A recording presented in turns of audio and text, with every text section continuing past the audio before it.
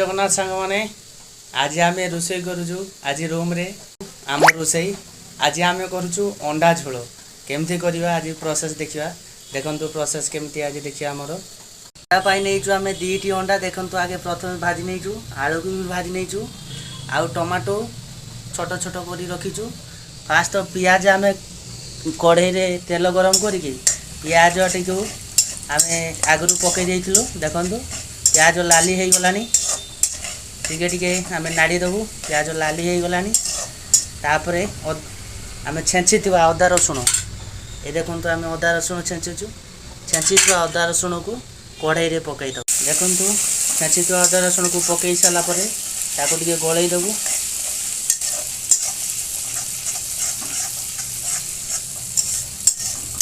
गलई सारापर कटा होता टमाटो को पकई दबू टमाटो पड़ा ए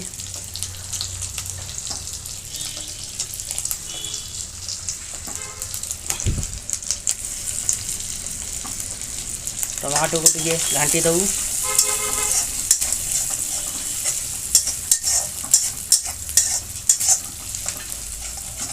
टमाटोटा हो आसला आम एथर दबू आम जो मसला सामग्री ये देखु आम मसला सागरी डबा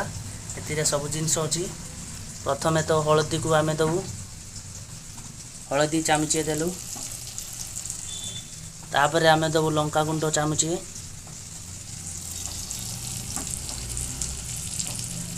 स्वाद अनुसार आम लुण पकेबा देखु आम लुण पकईदेलु या टिके नाड़ू हो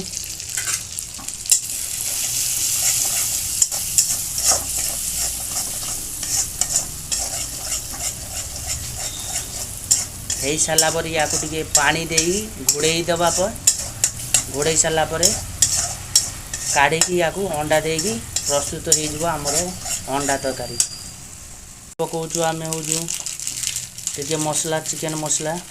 पकाचु टे आम गरम मसला टमाटो टे मेल्ट हो गला एबे टे आम पानी दबू अल्प टे पानी देवे एबे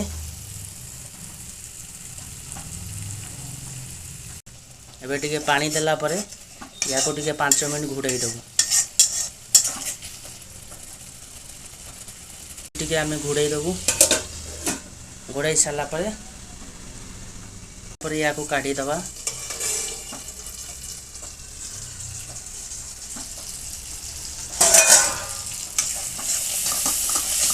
भलरे मेल्ट हो जाए देखु